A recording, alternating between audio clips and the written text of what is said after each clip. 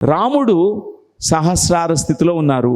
మరి సీతామాత మూల ప్రాకృతిక శక్తి, ఆవిడే కుండలిని మాత, కుండలిని శక్తి. మనందరిలో కూడా మూల శక్తి ఉందండి. శక్తి లేకపోతే శక్తి విహీనంగా ఉన్నప్పుడు అనారోగ్యంలో ఉంటాం. మరి సీతామాత ఆ శక్తి మాత మనలో మేల్కొనాలి. మనలోనే ఈ పురుష చైతన్యం ఉంది, అందరిలో ఉంటుంది, మహిళల్లో ఉంటుంది, పురుషుల్లో కూడా ఉంటుంది.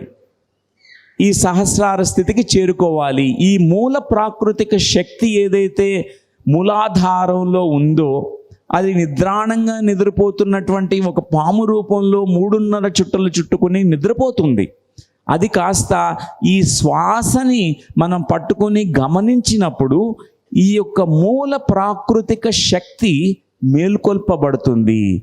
మరి రామాయణంలో మెయిన్గా మనం చెప్పుకోవాల్సినటువంటి కథలో భాగం ఏంటంటే, రాముడు సీతాదేవి ఇద్దరు వియోగం చెందారు. ఎలా వియోగం చెందారు? సీతాదేవిని అపహరించబడింది, రావణాసురులు అపహరించారు. అప్పుడు రాముడు ఈ వానరసేన సహాయంతో, ఆంజనేయ స్వామి సహాయంతో మరి సీతాదేవిని తిరిగి మళ్ళా తన దగ్గరికి వచ్చేట్లుగా చేసుకున్నారు. వారిద్దరి యొక్క సీతారాముల కళ్యాణం అనేది జరిగింది. మరి దీని యొక్క అంతరార్థము ఏంటి? దీనిలో ఉన్నటువంటి ధర్మ సూక్ష్మం ఏంటి అంటే, మనలో చైతన్యం ఉంది ఇక్కడ, దీన్నే మూల చైతన్యము అంటాం. మనమంతా పరమాత్మ స్వరూపులమే. ఆ చైతన్యం అంతా ఇక్కడే ఉంది, సహస్రారంలో ఉంది. మన యొక్క మూలాధారంలో ఈ ప్రాకృతిక శక్తి ఉంది, సీతాదేవి ఉంది, కానీ అది నిద్రాణ స్థితిలో ఉంది. మరి ఈ శ్వాస అంటే ఎవరో కాదు, ఆంజనేయ స్వామి. శ్వాస అంటే హనుమంతుడు. ఆయన చిన్నప్పుడే ఈ శ్వాస విద్యను నేర్చుకున్నారు, ఆంజనేయ స్వామి. ఈ శ్వాస విద్య వారి తల్లి అంజనీ మాత నేర్పించింది. చిన్నప్పుడే హనుమంతులు వారు ఆంజనేయ స్వామి అయ్యారు. అంజనము అంటే థర్డ్ ఐ, 3వ కన్ను ఆయన తెరుచుకున్నారు. అంజనము అంటే క్లియర్ వాయన్స్ అని అంటాం అనమాట. అంటే ఈ 3వ కన్నుతో చూడడం. మనం ఈ 2 కళ్ళతో ఓన్లీ బాహ్యాన్ని మాత్రమే చూడగలం, బాహ్య ప్రపంచాన్ని మాత్రమే చూస్తాం. కానీ అందరిలో ఉన్నటువంటి అంతర్ప్రపంచాన్ని, సూక్ష్మ ప్రపంచాన్ని, ఈ సర్వవ్యాపకమైనటువంటి అంతర్యామి, సర్వాంతర్యామిని, పరమాత్మతత్వాన్ని చూడగలిగేది మన 3వ నేత్రము.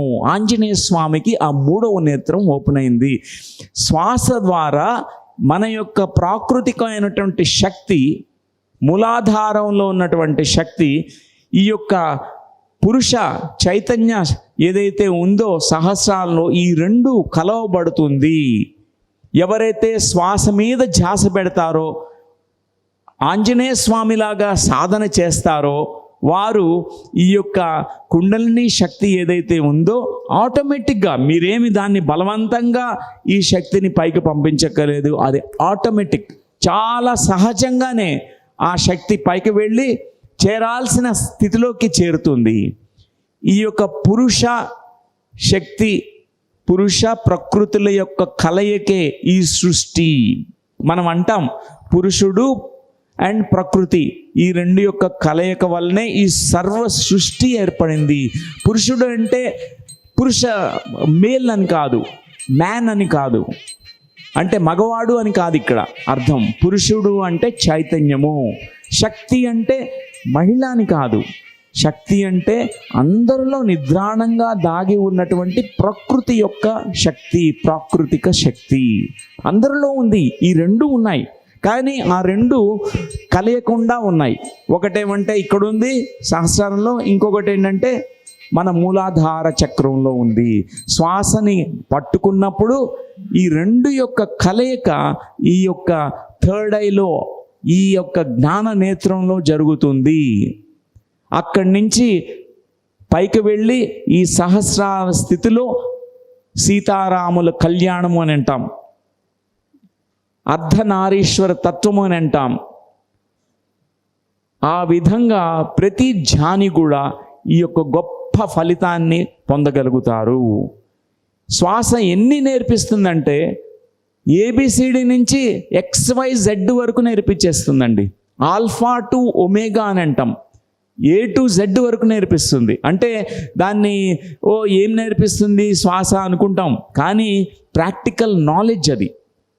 ఇప్పుడు మీరంతా వింటున్నారు, ఇప్పుడు మీ శ్వాసని గమనించండి ఒక్కసారి, ఎలా ఆడుతుందో ఒక్కసారి అలానే గమనించండి, కళ్ళు తెరుచుకునే గమనించండి. అది కూడా చేయొచ్చు. ముక్కు రంధ్రాల్లోకి ఎట్లా వెళ్తుంది శ్వాస? కుడిలో ఎక్కువ ఉందా, ఎడమలో ఎక్కువ ఉందా చూడండి. మీ యొక్క వేలుని మీ యొక్క నాసికా రంధ్రాల దగ్గర కొంచెం దగ్గరగా పెట్టుకుంటే మీరు ఆ స్పందన తెలుస్తుంది. రైట్ సైడ్ ఎక్కువ ఉందా, లెఫ్ట్ సైడ్ ఎక్కువ ఉందా? కొంతమందికి రైట్ సైడ్. ఎంతమందికి రైట్ సైడ్ ఎక్కువ ఉందండి? రైట్. ఇది సూర్యనాడి అంటాం. రైట్ సైడ్ది సూర్యనాడి. ఎంతమందికి లెఫ్ట్ సైడ్ ఎక్కువ ఉంది? అది చంద్రనాడి. ఈ సూర్య చంద్ర నాడులు ఎప్పుడు కూడా మారుతూ ఉంటాయి.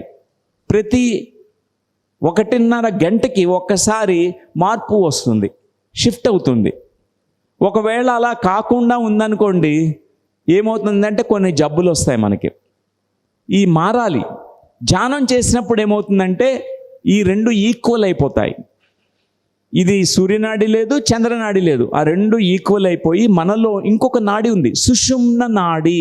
ఒకసారి అందరం చెప్దామండి, సుషుమ్న నాడి. సుషుమ్న ఏం నాడండి? సుషుమ్న నాడి.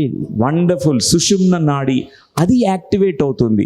దాని ద్వారా అది ఈ రెండు నాస్ట్రిల్స్లోనూ ఈక్వల్గా ఈ శ్వాస అనేది ఆడడం మనం గమనించగలుగుతాం.